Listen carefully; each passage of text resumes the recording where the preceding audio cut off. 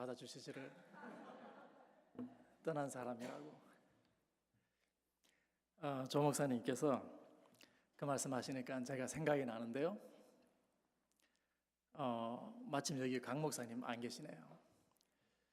강 목사님 기억하실지 모르겠는데 강 목사님보다 제가 MDB가 1년인가 빨라요. 제가 이제 그 웨스트민스터 제가 그때 당시에 다른 교회를 섬기고 있었습니다. 그래서 강 목사님 교회를 못 정해서 막 이제 그 어떤 다른 교회로 가시려고 그러시더라고요. 그래서 제가 강 목사님께 말씀드렸습니다. 그러지 말고 기쁨의 교회 가서 출석을 해라. 내가 강 목사님이라면, 당시 전도사님이었어요. 강 전도사님이라면 기쁨의 교회 가서 내가 출석하고 있겠다. 그때 저는 당시 여기 지금 다른 교회, 이 필라델피아에 있는 시교회, 그러니까 제가 조영천 목사님만 잡아놓은 게 아니고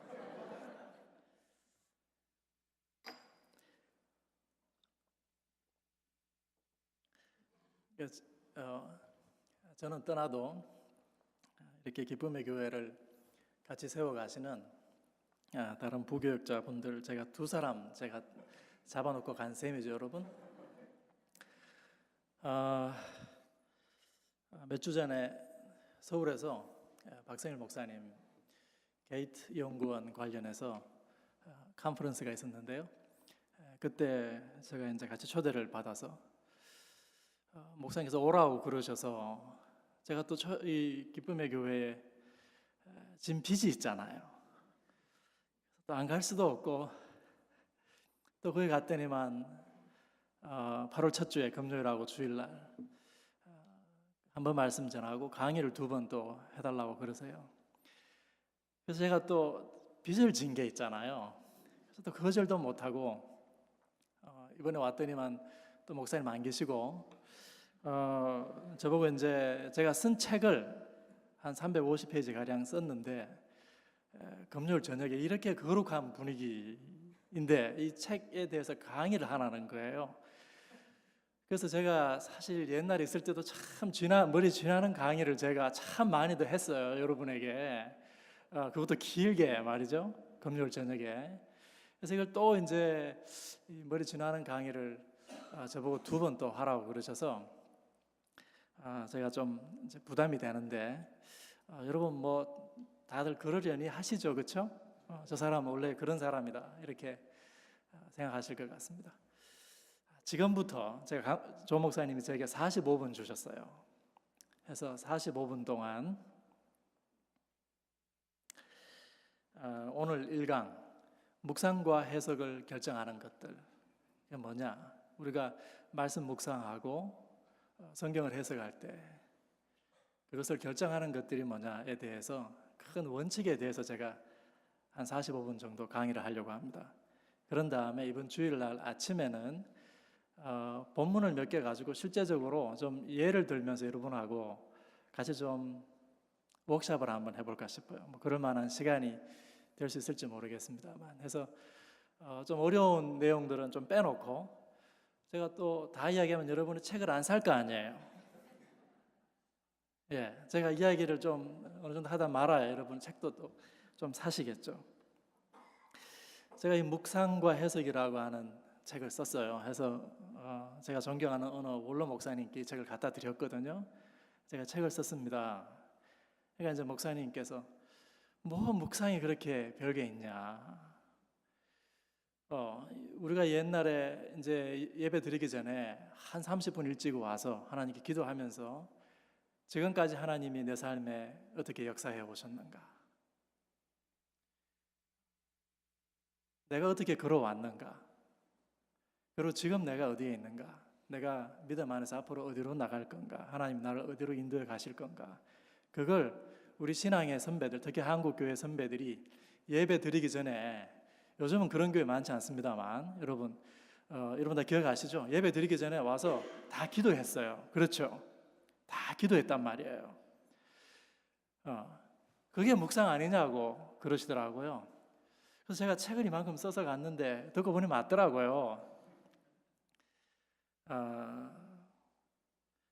여러분, 우리가 이 말씀 묵상이라고 하는 것이요, 성경에 대해서 우리가 생각하고 이 말씀의 의미가 뭐냐 상고하는 것, 묵상이 굉장히 중요한 요소잖아요.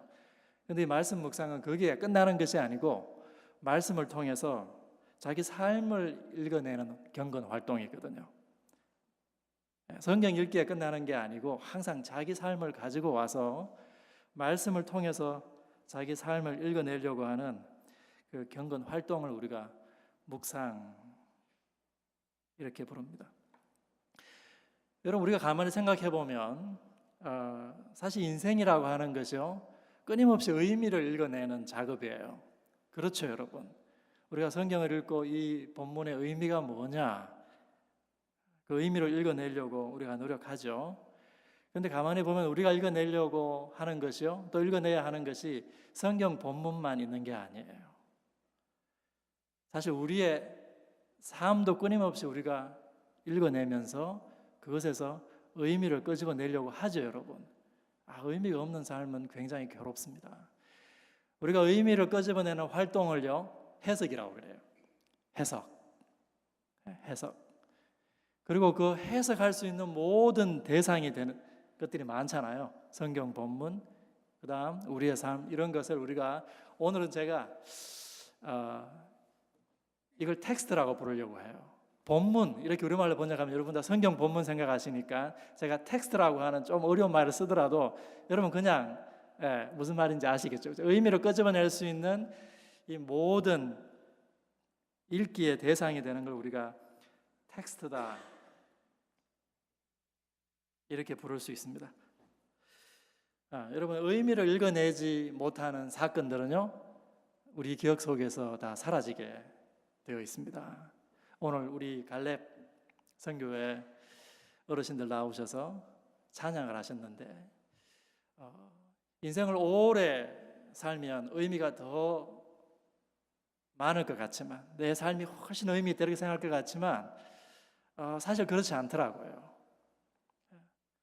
내 삶이 얼마나 의미가 있는가, 그 삶 가운데에서 내가 살아온 삶에서 얼마나 의미를 읽어낼 수 있는가, 의미를 찾을 수 있는가, 사실은 거기에 달려있는 것일 경우가 많아요. 그런데 우리가 이런 질문을 한번 던져볼 필요가 있습니다. 여러분, 내 삶이 아무런 의미가 없기 때문에 의미를 읽어내지 못하는 걸까요? 아니면 그 삶에 굉장히 큰 의미가 있는데 의미를 읽어낼 수 있는 눈이 없기 때문에 그걸 읽어내지 못하는 걸까요? 우리가 기독교적인 관점을 가진다, 기독교적인 세계관을 가진다라고 하는 것의 의미는요, 기독교적인 관점에서 모든 텍스트에서 제대로 된 의미를 읽어낸다라고 하는 걸 의미해요.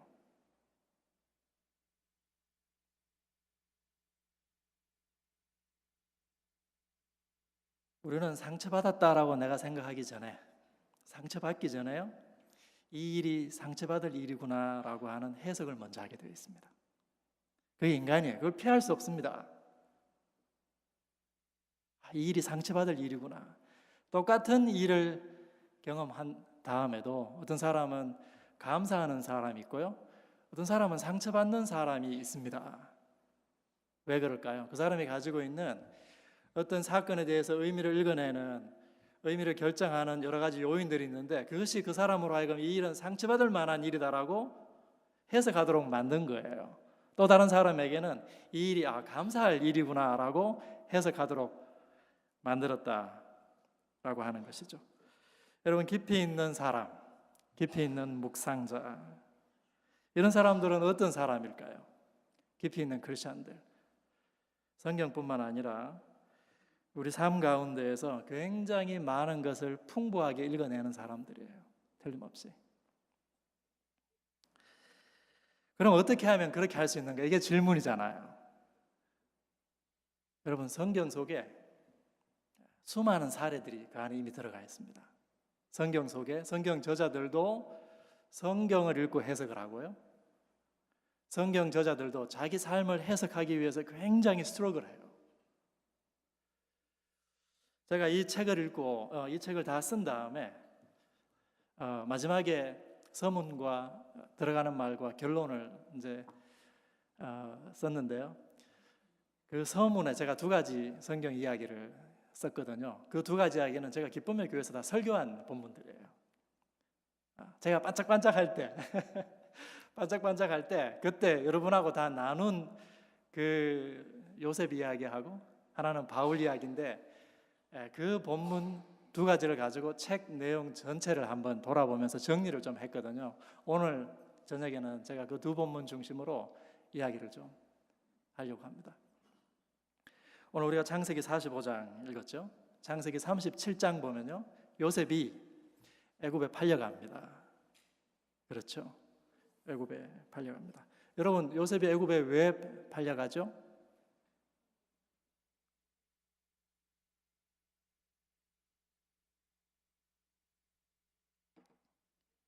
형들의 미움 때문에 팔려갔잖아요. 보디발 집에서 총무할 때도 그렇고, 옥중에서 인정받고 간수할 때도 내가 형들의 미움 받아서 애굽에 팔려왔지, 이렇게 생각했을 겁니다. 그렇죠? 그런데 오늘 우리가 창세기 45장 7절 8절 읽었습니다. 거기에서 요셉이 뭐라고 하죠? 형들이 막 요셉에게 사과합니다. 요셉이 이렇게 이야기하죠. 나를 이곳에 보낸 것은 당신들이 아니요, 당신들을 구원하고 당신들의 후손을 구원하기 위해서 하나님이 나를 이곳에 보냈습니다. 요셉이 이렇게 이야기하잖아요. 여러분, 어느 게 맞습니까? 요셉이 애굽에 팔려온 이유가 형들의 미움 때문에 팔려왔나요? 아니면 하나님의 계획하심 때문에 팔려왔습니까?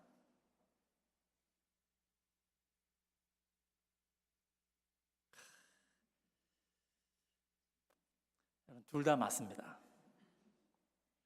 이 둘 다 맞다, 이걸 발견하는 것이 쉽지 않아요. 둘 다 맞다라고 형들의 미움 때문에 팔려간 건 맞죠, 여러분? 둘 다 맞다라고 하는 사실과, 그리고 그것보다 더 중요한 것이 뭐냐 하면 그 두 가지가 동일한 정도로 성숙한 해석이 아니다라고 하는 사실이에요. 이게 더 중요합니다.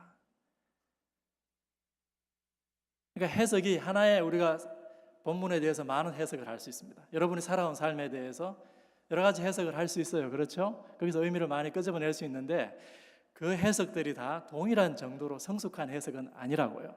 분명히 더 성숙한 해석이 있다고요. 그 성숙한 해석을 만들어내는 요인은 뭐냐? 그것을 결정하는 것은 뭐냐? 이게 중요하겠죠. 사람들은 성경을 읽고 여기에 옳은 해석과 틀린 해석 두 가지밖에 없다고 생각해요. 하나의 본문을 읽고. 근데 대부분의 해석은요, 그 두 사이 어디엔가 위치해 있는 거예요.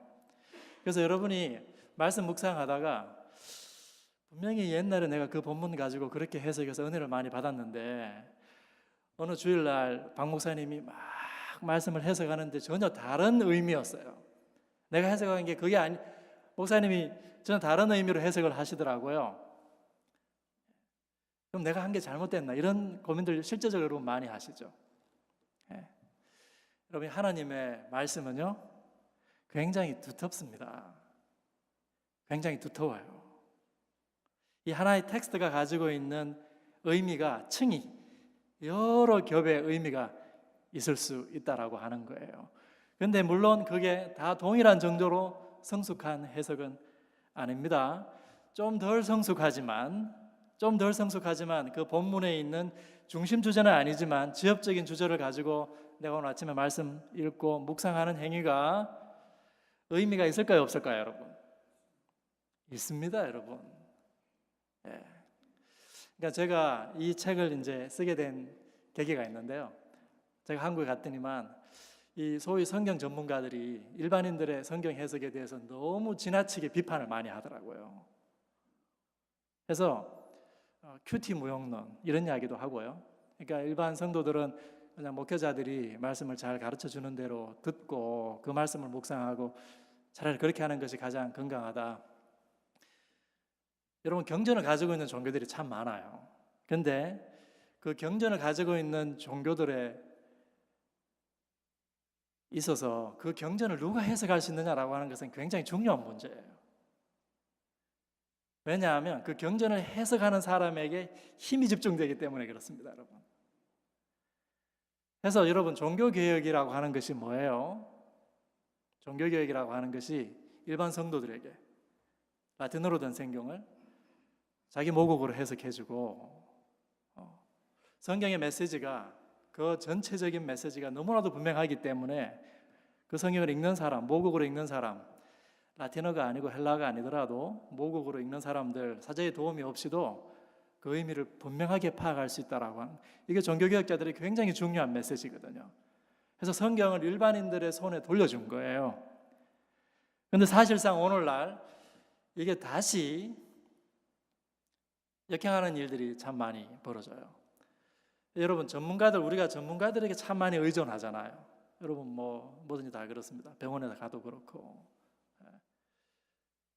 신앙생활도 점점 이 성경 해석도 마찬가지인 것 같아요. 저희 학교에 구약 교수 3분, 신약 교수 3분이 이제 계시는데요. 창세기 1, 2, 3장 이 천지 창조하고 진화론 관련해서 어떤 학생이 궁금해서 제게 오면요, 요즘 전형적으로 학자들이 뭐라고 그러냐면 저는 신약 전공자거든요. 그러니까 구약 교수한테 가라 그래요. 그럼 구약 교수 이제 김 교수님한테 가봐라. 그럼 김 교수님한테 가서 물어보면 김 교수님 하는 말이, 나는 잠언 전공자라서. 우리 학교에 오경 전공하신 분은 이 교수님한테 한번 가봐라 이렇게 이야기한다는 거예요. 이 교수님한테 가서 물어보면 자기는 신명기 전공자라고 그래요. 우리 학교엔 창세기 전공자가 없어요. 창세기 전공자 혹 찾아도 나는 요셉 이야기 전공했기 때문에 창세기 1, 2, 3장은 나는 좀 자신이 없다, 이렇게 실제로 이야기하려고 하는 것이 학자들의 경향이에요.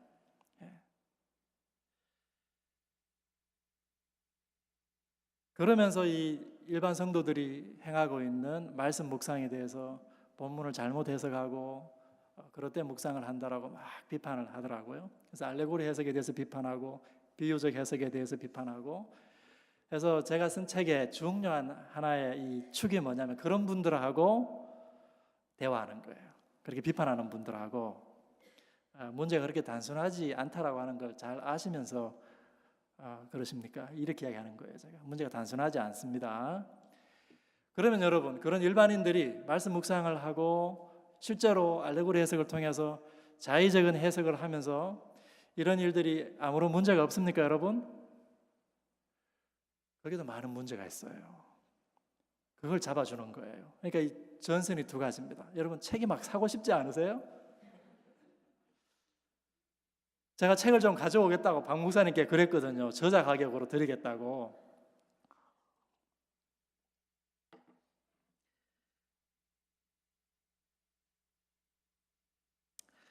더 성숙한 해석을 만드는 것은 뭐냐? 결정하는 것은 뭐냐? 여러분, 요셉이 그 과거의 사건에 대해서 더 성숙한 해석에 이르게 된 원인은 뭘까요?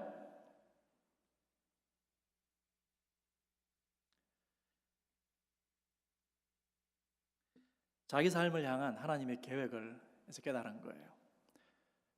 자기 삶을 향한 하나님의 그 계획의 전체 이야기 있죠.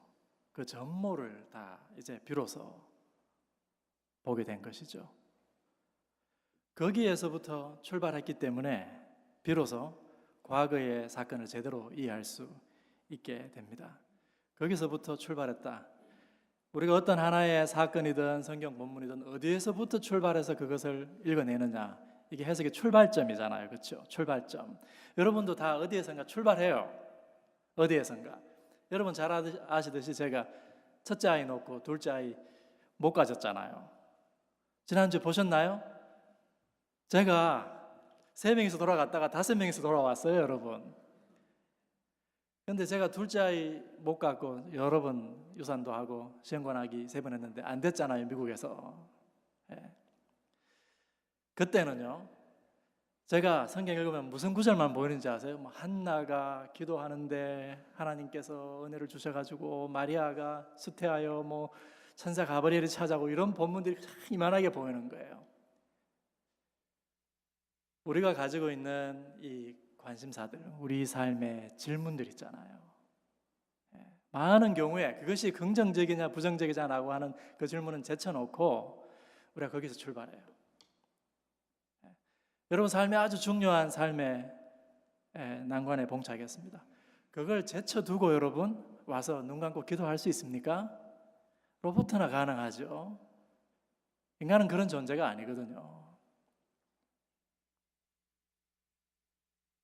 텍스트를 해석하는 관점, 텍스트를 어디에서부터 출발해서 그 텍스트로 다가오느냐, 해석의 출발점, 이것이 굉장히 중요하다라고 하는 것입니다. 어떤 한 사건을 해석하게 해주는 다른 중요한 텍스트가 있다. 제가 좀 어려운 말 썼습니까, 여러분? 창세기 37장에 애굽으로 팔려가는 그 사건만 들여다본다고 그게 의미가 있는 게 아니라고요, 여러분. 그렇죠, 여러분. 창세기 45장에 요셉이 그 과거의 사건을 돌아보면서 거기서 의미를 끄집어내는데 창세기 37장 구덩이에 빠졌다가 애굽으로 가는 상인들을 만나가지고 애굽으로 팔려갔잖아요. 그 창세기 37장입니다. 창세기 37장만 들여다보고 있다고 창세기 37장의 의미를 다 이해할 수 있는 게 아니라고요. 요셉 이야기 전체를 다 보면 요셉의 삶을 통한 하나님의 그 계획, 전모를 우리가 다 보았을 때 비로소 요셉이 왜 애굽에 팔려갔는지 알게 된다는 거죠. 여러분 이해되시죠? 여러분 성경 읽기도 그러할까요? 성경 읽기도 그러할까요? 우리가 레위기를 읽어도 성경 전체 이야기를 다 알아야 그 레위기가 가지고 있는 의미를 비로소 우리가 제대로 파악할 수 있다라고 지금 제가 설명하는 거잖아요. 그렇죠? 그 원리를 이야기하는 거잖아요. 다 똑같은 거예요, 여러분. 다 똑같은 텍스트입니다. 우리가 거기서 의미를 끄집어내려고 하는 거예요.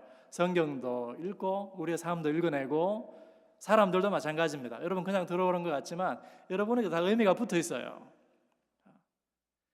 어디에서부터 출발해서 그 텍스트로 다가가느냐, 이게 중요하다라고 하는 것이죠. 성경도 그러합니다, 여러분. 우리 신앙의 선배들은 성경 가운데 어떤 본문을 읽고 그날 아침에 묵상한다 하더라도, 구약을 읽고 묵상한다 하더라도 거기서 예수님을 읽어내려고 했습니다. 여러분 아가서 한번 생각해 보세요. 아가서, 예수님이라고 하는 단어가 나옵니까, 여러분? 하나님이라고 하는 단어도 안 나와요, 아가서 속에는. 그런데 이 아가서가 솔로몬의 사랑 노래일 수만은 없다. 성경 전체, 이 전체 완성된 이야기 속에서 보았을 때 이 아가서는 그 가운데 읽었을 때 그 아가서가 원래 가지고 있는 의미보다 또 다른 층의 의미를 우리에게 던져준다. 우리 신앙의 선배들이 아가서를 읽고 그리스도를 묵상한 원리가 거기에 있다라고 하는 것입니다. 아까 제가 이제 이야기라고 하는 단어를 썼는데요. 우리가 뭔가를 해석할 때 어디에서 출발하는가? 해석의 출발점이죠. 해석의 출발점. 그 해석의 출발점은 어떤 하나의 교리나 명제일 수도 있는가 하면 많은 경우에는 그게 이야기예요, 여러분. 하나의 이야기를 형성합니다. 그러니까 요셉 이야기 보면 요셉이 애굽에 바로의 요셉 아버지 누구죠? 제가 여러분 주무시는가 싶어서 지금 요셉 아버지 누구예요? 야곱이잖아요, 그렇죠? 야곱의 집에서 태어나서 그 요셉 이야기가 창세기 마지막에서 끝날 때까지 이게 요셉 우리가 이야기, 요셉 내러티브 이렇게 부르거든요. 그 전체 속에서 창세기 37장 애굽으로 팔려가는 이야기를 읽어야 그게 이해가 되는 거예요. 그럼 요셉 이야기는요, 창세기 전체 속에서 읽어야 되죠. 창세기 전체 속에서. 그러니까 우리가 뭔가를 이해하려고 할 때요, 뭔가의 의미를 부여하려고 할 때 우리가 어디에서 출발하는가 가만히 보면 대부분요 어떤 하나 이야기에서 출발합니다. 이야기.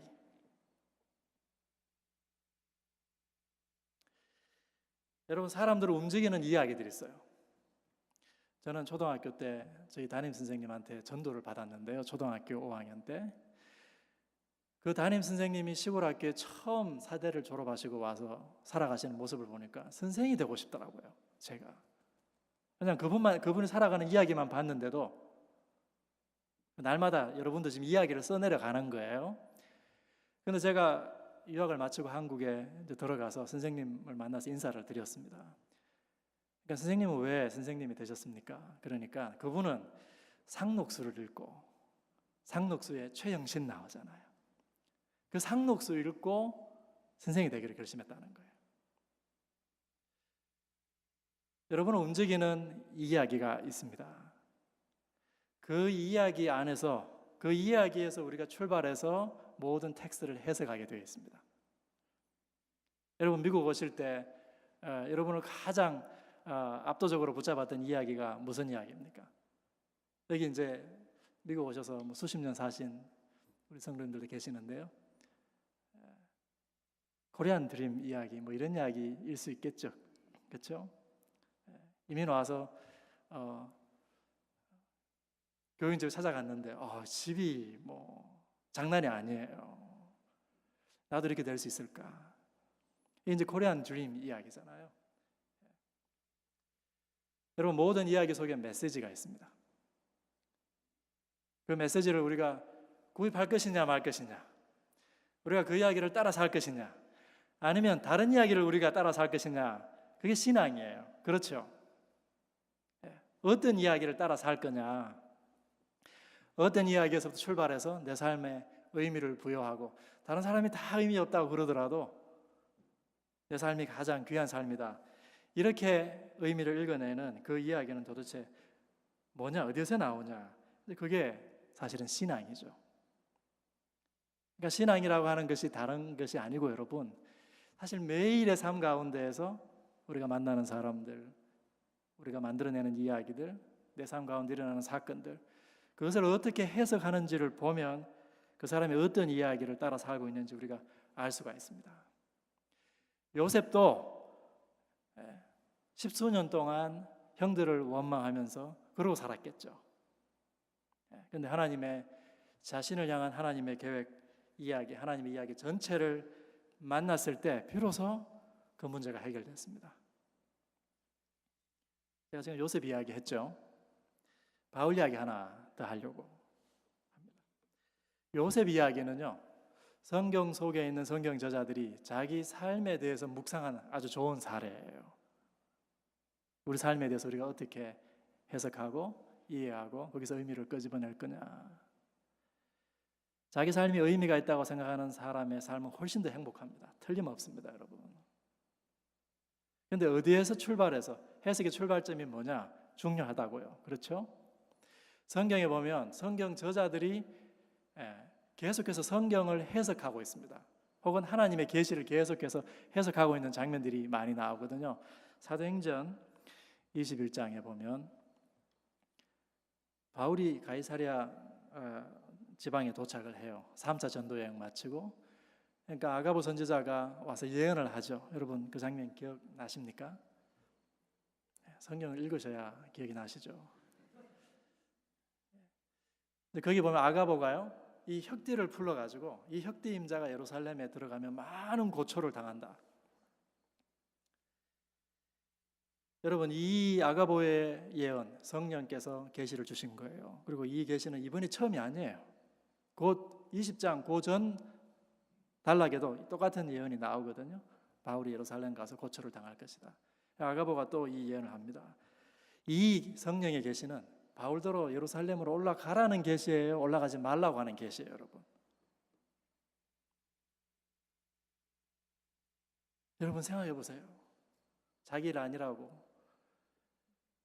여러분 미국 사람들이 기도 제목 나누는데요, 가장 많이 내는 기도 제목이 뭔지 아세요? 오늘 한 5명 모아서 기도 제목 나누면 이 제목 틀림없이 나와요.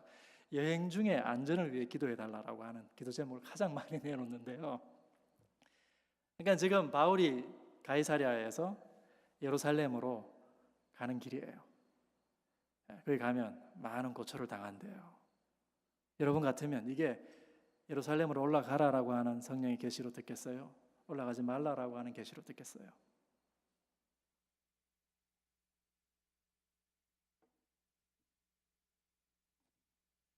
여기 본문에 보면 두 가지 해석이 나옵니다. 바울의 제자들은 뭐라고 해석했죠? 계속해서 바울을 만류하는 거죠. 올라가지 말라고. 그런데 바울은 어떻게 이걸 해석했습니까? 여러분, 계시가 임하면 다 해결될 것 같죠? 여러분 삶 가운데 성령의 음성이 들리고 계시가 임하면 다 해결될 것 같죠? 계시를 어떻게 해석해야 될까라고 하는 문제가 여전히 남아있는 거예요. 그리고 그 해석이라고 하는 것은요, 항상 중립적인 게 아니에요. 그 본문에서 바울이 뭐라고 그래요? 이것은 죽더라도 예루살렘에 올라가서 복음을 확정받으라고 하는 성령의 계시다. 바울이 이렇게 받고 예루살렘에 올라가서 실제로 체포되잖아요. 여러분, 이게 해석이 이게 중립적인 겁니까, 여러분? 바울을 붙잡고 있는 뭔가가 있잖아요. 바울을 붙잡고 있는 그 무언가는 제자들에게는 없는 거예요, 아직.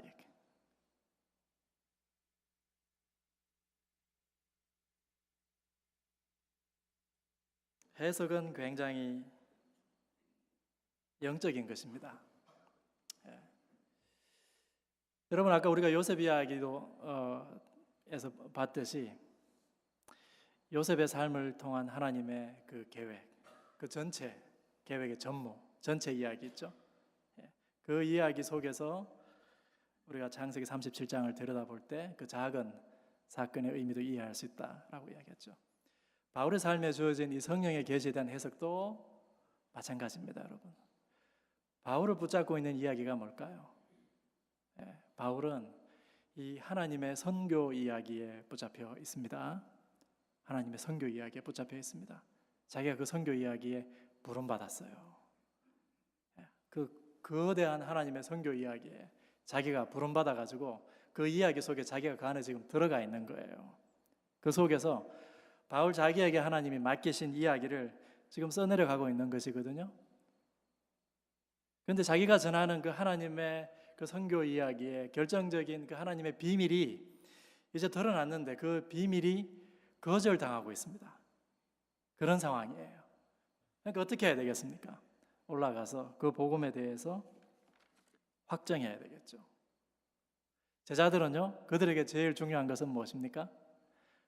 선생의 안전이죠. 제자들을 탓할 수 없죠. 그러나 그들이 바울이 보고 있는 것을, 바울이 붙잡혀 있는 그 무언가에는 붙잡혀 있지 않다라고 하는 것을 그 본문이 이야기해 주고 있는 것입니다. 제가 지금까지 이런 예들을 통해서 여러분에게 말씀드린 것은 이겁니다. 모든 작은 텍스트에 의미를 부여해 주는 큰 이야기가 있다라고 하는 겁니다. 여러분의 삶도 마찬가지입니다. 여러분의 삶에 이 의미를 부여해 주는 큰 이야기가 있다. 여러분에게는 그것이 무엇입니까? 제가 고등부, 청년부 생활할 때요, 한국에서 이 요셉 이야기에 대한 설교가 굉장히 유행했습니다. 그리고 그 요셉 이야기를 접근하는 그 관점은요, 굉장히 많은 경우에 한국의 성공 내러티브였어요. 성공 이야기, 자수성가한 이야기. 그래서 우리도 열심히 하나님의 뜻을 따라 살면 결국에는 하나님이 요셉을 고생시키셔가지고 결국에는 성공시켜 주신 것처럼 하나님이 우리도 성공에 이를 수 있도록 도와주실 것이다. 우리가 살고 있는 이 이민사회도 마찬가지일 것이고 한국 사회든 미국 사회든 수많은 이야기들이 사실 떠돌아다녀요. 떠돌아다니면서 사람들을 붙잡으려고 하거든요. 이 이야기 속에서 살아가라고 사람들을 막 설득하고 있는 거예요. 여러분, 요셉 이야기는요, 창세기 전체 혹은 오경 전체 이야기 속에서 이해해야 되는데 그 오경은 사실 하나님의 언약 이야기입니다. 여러분, 기쁨의 교회에서 언약이라고 하는 단어 많이 쓰잖아요, 그렇죠? 하나님이 세상에 문제가 있어요. 근데 그 세상을 구원하시기 위해서 하나님이 이스라엘이라고 하는 민족을 불러서 그들과 맺은 약속이 언약이거든요. 그러니까 이 요셉의 이야기는 처음부터 하나님께서 문제가 있는 이 세상을 구원하시려고 하시는데 하나님이 그런 분인데 그분을 위해서 누구를 불렀냐면 아브라함 패밀리를 부른 거예요. 그 가운데 요셉이라고 하는 자손이 태어난 거잖아요. 그렇죠? 이 언약 이야기를 떠나면 자칫 우리가 이 요셉 이야기 속에 있는 성공이라고 하는 요인이라든가 이런 부분에 꽂히게 되어 있다고요. 실제로 여러분 그 당시에 요셉만큼 성공한 사람은 요셉 한 사람밖에 없어요. 이 실현 가능한 이야기도 아니에요. 당시에도.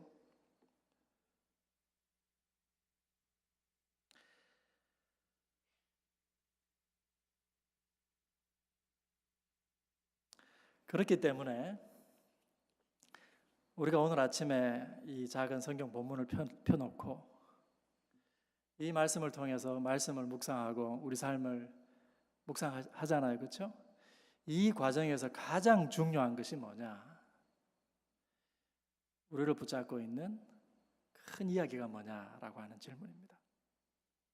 아까 제가 서두에 잠깐 말씀드렸습니다만 성경을 해석할 때 이 개입되는 요소들이 참 많습니다. 우리가 역사적인 배경도 다 알아야 되고요. 언어에 대한 지식도 있어야 되고 단어에 대한 의미도 알고 있어야 되잖아요. 그렇죠? 이런 걸 학자들이 역사 문법적 해석이라고 하거든요. 정확한 객관적인 해석을 해야 된다라고 하는 것이죠. 그 중요합니다, 여러분. 중요하지 않은 게 아니에요.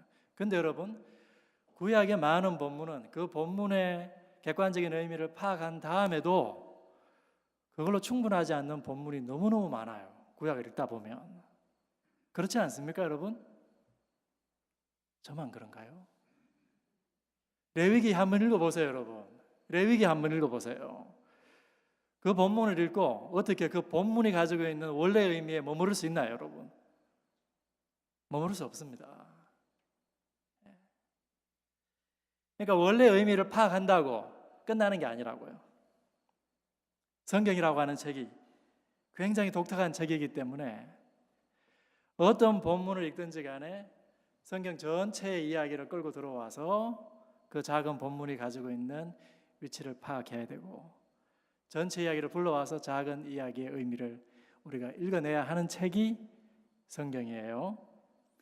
성경이 신약과 구약 두 권으로 크게 두 권으로 되어 있잖아요. 아주 독특한 책입니다. 그런데 성경만 그런가요? 그렇지 않아요. 이 소위 해석이라고 하는 것을 텍스트에서 의미를 끄집어내는 이 활동을 전문적으로 연구하는 사람들이 많거든요. 크리스찬들만 연구하는 거 아니에요. 크리스찬들만 연구하는 게 아닙니다. 아까 제가 말씀드렸죠. 요즘 상담하는 데 가면요. 이 상담사들이 내담자가 오면 이야기를 가만히 들어 이야기를 막 시켜가지고 아버지는 어떤 분이에요? 어머니는 어떤 분이에요? 어릴 때 어떻게 자랐어요? 이야기를 막 들은 다음에 그걸 어떻게 하냐면요. 그걸 통해서 그 내담자, 찾아온 그 문제가 있는 그 사람을 해석해요. 왜냐하면 저 사람은 왜 그 경험을 저렇게 해석할까? 독특한 자기의 지금 이야기를 통해서 뒤집어서 그 사람을 읽어내는 거죠. 그게 상담이든 심지어 과학이든 우리가 가지고 있는 데이터를 텍스트를 어떻게 해석하냐, 의미를 끄집어내느냐라고 하는 것이 굉장히 중요해요, 여러분. 근데 그 의미를 끄집어내는 활동을 결정하는 것이 뭐냐? 본문이 가지고 있는 객관적인 의미 찾는 거 굉장히 중요해요, 여러분. 근데 그것에서 멈춰서는 안 된다고요. 성경 전체가 가지고 있는 큰 이 이야기들을 불러왔을 때 그 속에서 비로소 우리가 작은 본문이 가지고 있는 의미들을 아주 풍부하게 읽어낼 수 있는 가능성들이 굉장히 많아집니다. 이걸 우리가 어디서 배웠을까요? 여러분 제가 그 제 책에 보면 그 교회사 속에서 교부들하고 중세시대 그다음 종교개혁시대 루터 칼빈 이런 분들에 대한 예를 좀 많이 드러났거든요. 요즘 우리 시대 사람들은요 본문이 가지고 있는 원래의 의미, 객관적인 의미 굉장히 중요하게 생각해요. 그래서 우리 교회 목사님은 본문을 읽고 아주 본문 중심의 설교를 한다라고 하는 성도들이 막 자랑을 하더라고요. 그거 중요합니다. 근데 여러분, 우리 시대 사람들은 과거에 루터나 칼빈 혹은 어거스틴 같은 분들의 책을 읽어보면요, 그분들은요, 우리보다 훨씬 본문이 가지고 있는 원래의 의미 끄집어내는 데는 많이 서툴어요. 루터 칼빈 막 열심히 한다고 했는데 많이 서툴어요, 그분들은. 근데 그분들은 어디에 탁월한지 아십니까, 여러분? 그 하나의 본문에서 출발해서 성경 전체의 이야기와 방대하게 대화를 나누고 그 속에서 경건에 이르는 말씀 읽기 있죠. 그게 아주 탁월한 거예요. 우리 시대 사람들은요, 그 근육을 다 잃었어요. 본문 하나에서 시작해서 어떻게 성경 전체와 아주 깊이 있는 대화를 나누고 그 속에서 풍부한 의미를 끄집어내가지고 오늘 우리에게 경건에 유익한 메시지를 어떻게 끄집어낼까, 이 질문 앞에 오늘 우리 시대 성도들이 굉장히 서툴다고요. 제가 여기 가까이 있는 요 신학교에서 10년 동안 공부를 했습니다. 여러분 대부분 오늘 저를 아는 분들이 많이 오셨는데, 제가 전공한 것이 뭐냐면 신약 저자들의 구약 성경 해석이었거든요. 그래서 제가 이 공부를 하면서 신약 성경 저자들은 구약을 해석할 때 어떤 원칙으로 그 성경을 해석했을까, 그걸 공부를 했습니다. 그런데 이분들은요, 과연 예수님에게 직접 배운 분들이잖아요. 여러분, 예수님이 성경을 어떻게 해석해야 된다, 너네가 너희 삶을 어떻게 읽어내라 가르쳤을까요?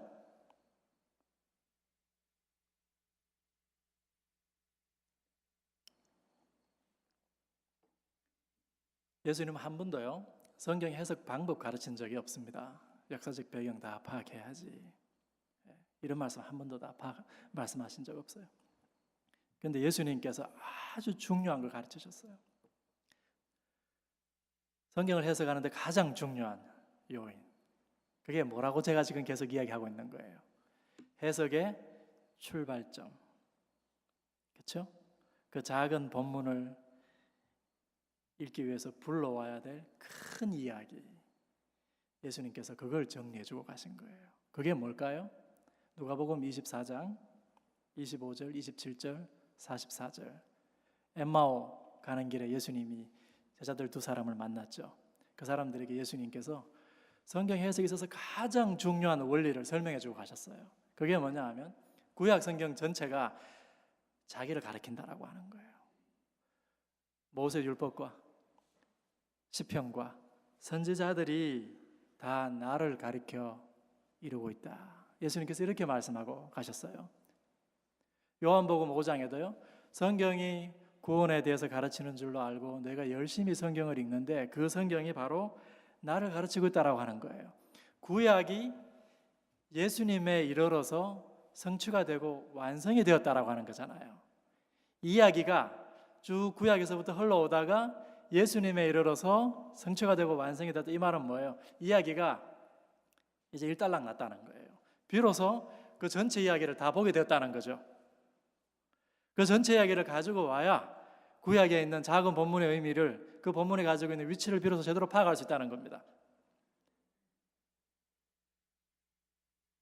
구약뿐만 아니라 구약 성경이 이야기하고 있는 이스라엘 역사 있죠. 그 이스라엘의 역사가 예수님에 의해서 성취가 되고 완성이 되었다라고 하는 겁니다. 이스라엘 왜 부르셨죠? 하나님께서 이스라엘을 통해서 이루고자 하시는 그 언약 이야기 있죠. 언약. 그 언약 이야기가 비로소 예수님에 의해서 성취가 되고 완성이 되었다라고 하는 거예요. 그 언약 이야기의 전모가 예수님에게 이르러서 완성이 되었다라고 하는 것이죠. 이게 전체 큰 이야기다라고 하는 거예요. 이 이야기를 불러와야 우리가 성경의 어떤 작은 본문을 읽든지 이해할 수 있다라고 하는 것이죠.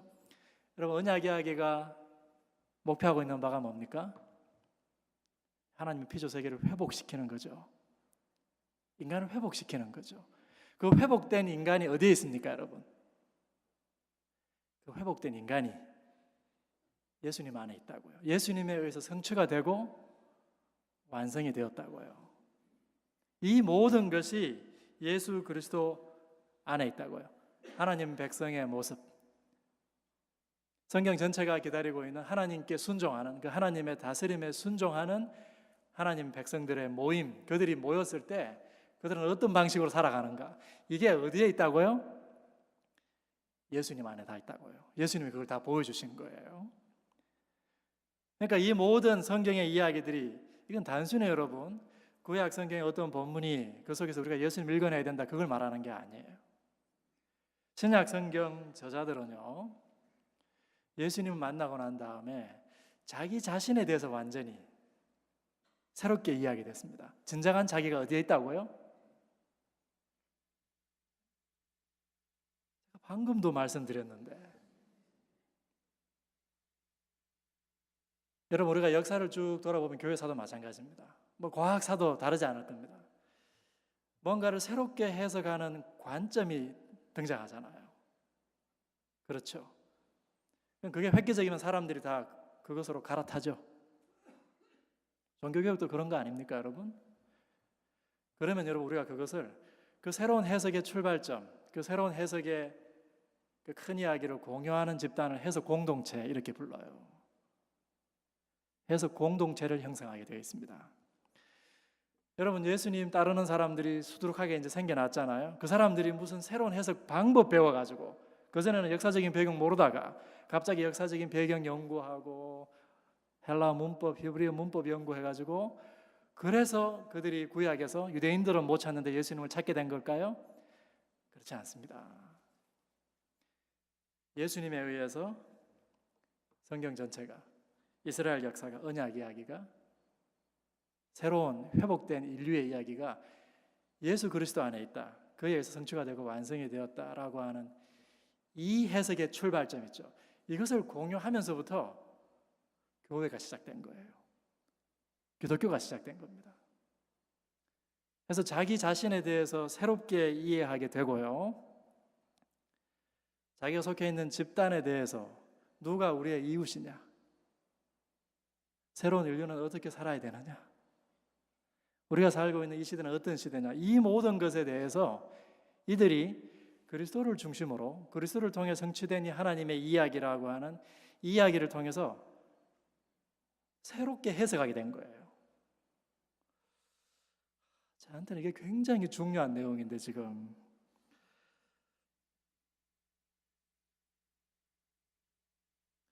예수님 이야기를 통해서 성경과 삶의 의미를 읽어내는 사람들 있죠. 이 사람들이 그리스도인들이 된 거예요. 우리가 신약 성경에서 만나고 있는 사람들입니다. 제가 그만해야 되죠. 9시 17분. 제가 한 번은요, 금요일 저녁에 제가 하도 길게 해가지고 금요일날 제자원을, 한 번은 박 목사님께서 문을 열고 들어오셨더라고요. 제가 이어서 주일 아침에 계속 하려고 합니다. 오늘 제가 사실은 하려고 하는 분량의 한 절반 정도 했는데 벌써 시간이. 근데 저에게는 책이 있잖아요, 여러분. 제가 이야기 다 하면 여러분 책 안 살 거잖아요. 제가 이야기만 하고 내려가려고 합니다. 이야기하면 여러분이 혹시 주일 아침에 좀 더 오실지 모르죠. 그럼 우리를 붙잡고 있는 이 이야기 있죠. 이건 어떻게 형성되냐?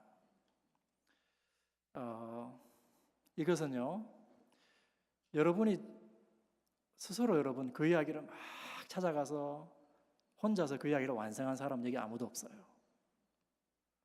아까 제가 해석 공동체라고 하는 이야기를 했잖아요.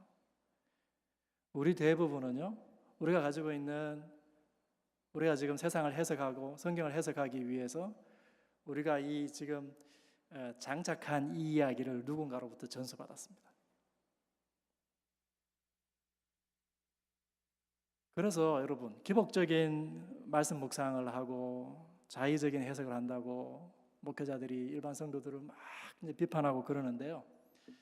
강단이 기복적인 신앙, 기복신앙 가르치고 설교하면 그 밑에 앉아있는 사람들이 뭐 별수가 있겠습니까, 여러분? 이건 전수가 되는 겁니다. 내가 정말 중요하게 생각하는 거 있잖아요. 그건 자연스럽게 우리가 이 교회 안에서 말하지 않아도 이 교회가 과연 뭘 가장 중요하게 생각하는가, 이거 말하지 않아도 여기 와 있는 사람들도 알고 여기 방문하는 사람들도 다 알아요. 그게 저와 여러분을 움직이는 겁니다. 그게 여러분이 어떤 하나의 사건을 접할 때, 성경을 읽을 때 여러분을 움직이고 있는 그 무언가가 바로 그것입니다. 그럼 오늘날 교회의 싸움은 뭘까요? 하나님께서 성경을 통해서 2000년 동안 교회에게 전수해 주시고자 간절히 원하셨던, 교회가 간직하기를 하나님께서 기대하셨던 이 성경 전체의 이야기 있죠. 예수 그리스도를 통해서 하나님께서 완성하신 이 이야기를, 이것을 축소하지 않고 축소하지 않고, 이게 중요합니다, 여러분. 죽어서 우리가 천국 가는 이 복음도 틀린 게 아니에요, 여러분. 사람들이 이거 틀리지 않았다라고 하는 것에 대해서 굉장히 흥분해요. 틀리지 않았지만 그것을 축소했을 때 복음은 변질되게 되어 있습니다. 우리 신앙 공동체가 우리가 어떤 이 하나님 말씀 이야기의 전체 이야기를 다 간수하고 있는가, 그리고 그 이야기를 우리가 몸으로 구현하고 있는가, 몸으로 구현하고 있는가. 우리가 입으로는 그 이야기를 하지만 실제로 우리 공동체 가운데서 그게 눈에 보이는 형태로 몸으로 나타나고 있는가. 그걸 여러분이 전수받은 겁니다, 지금까지. 그러면 성경은 그 이야기가 무슨 이야기라고 우리에게 가르치는가?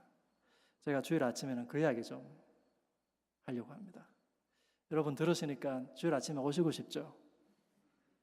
주일 아침에 만납시다. 제가 기도하겠습니다.